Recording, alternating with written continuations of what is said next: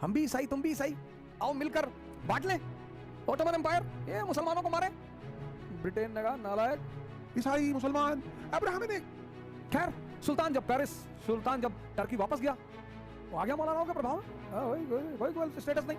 एक तरफ तो सुल्तान ने अपना वादा पूरा करने से मना कर दिया और दूसरी तरफ ईस्टर्न यूरोप में अकाल पड़ गया।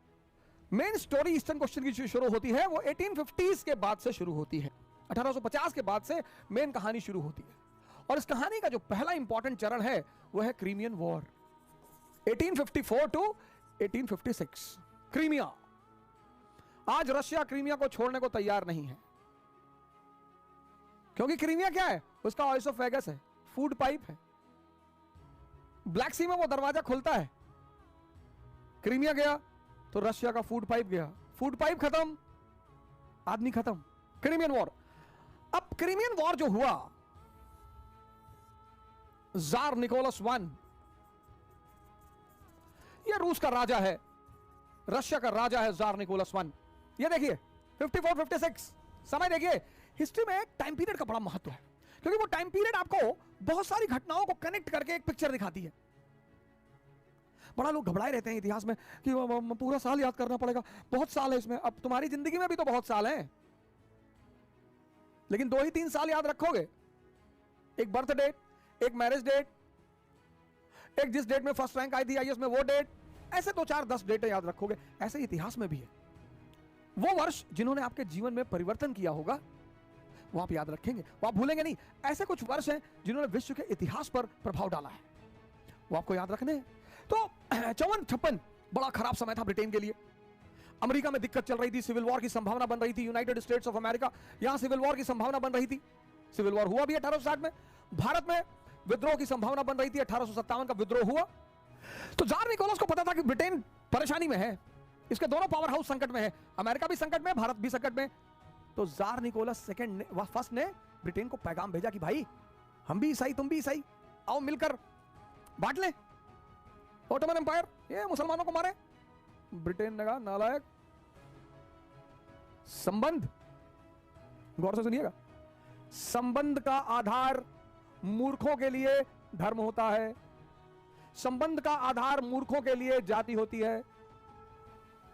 आम आदमी के लिए संबंध का आधार क्या है? जाति, धर्म, क्षेत्र।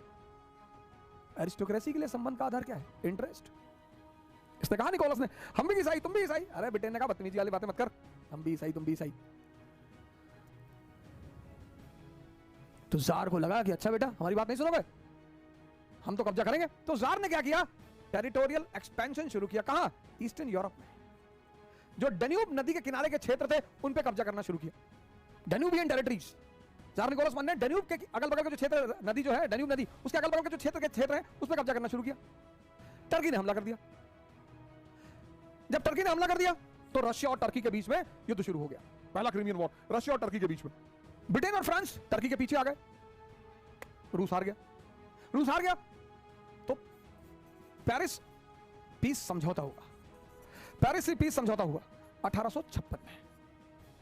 सबको बुलाया, ब्रिटेन ने सबको बुलाया, सबको, तुर्की के सुल्तान को बुलाया, रूस के जार को बुलाया, ईस्टर्न यूरोपियन के प्रतिनिधियों को बुलाया, इटली के प्रतिनिधि को बुलाया, सबको बुलाया। और फिर ब्रिटेन ने कहा सुल्तान, टर्की के सुल्तान से कि देखो यार हम भाई हैं। सुल्तान ने कहा कैसे? कहा हम भाई हैं, कह रहे हैं भाई हैं। तो कहा कैसे भाई? अरे बोले we are of Abrahamic religion, ईसाई मुसलमान अब्राहमिक, हम अब्राहम के वंशज हैं। बोले अच्छा, हमें तो पता ही नहीं था। हाँ बोले हाँ, हम अब्राहम के वंशज हैं, हमारे सबके अब्बा एक है, हम भाई हुए। बोले हाँ। बोले तो यार तुम लोग इक्वल स्टेटस क्यों नहीं देते हो ईस्टर्न यूरोप के ईसाइयों को? सुल्तान ने कहा सरकार कैसी बातें कर रहे हैं, अब मैं जा रहा हूं, इक्वल स्टेटस दूंगा। खैर सुल्तान जब टर्की वापस गया, वो आ गया मौलानाओं के प्रभाव में, कोई स्टेटस नहीं। एक तरफ तो सुल्तान ने अपना वादा पूरा करने से मना कर दिया और दूसरी तरफ ईस्टर्न यूरोप में अकाल पड़ गया। एक तरफ तो सुल्तान ने अपना वादा पूरा करने से मना कर दिया कि हम तो ना करेंगे वादा पूरा, और दूसरी तरफ पूर्वी यूरोप में अकाल पड़ गया, तनाव बढ़ गया पूर्वी यूरोप में। और इसी तनाव में बुल्गारिया, ईस्टर्न यूरोप का देश है बुल्गारिया ने टर्की पर हमला कर दिया। और जब बुल्गारिया ने टर्की पर हमला कर दिया 1877 में, रूस आके बुल्गारिया के पीछे खड़ा हो गया। बुल्गारिया ने साहब हमला कर दिया टर्की पर, रशिया आके बुल्गारिया के पीछे खड़ा हो गया, टर्की हार गया। और यहीं पर हुआ सैन स्टीफेनो का समझौता, बड़ा प्यारा समझौता, सैन स्टीफेनो का समझौता 1878। ये साल बड़ा इंपॉर्टेंट है यूरोप के इतिहास में। 1878, इसका भारत से भी गहरा संबंध है सर। 1878, कल शुरू करूंगा यहां से कहानी।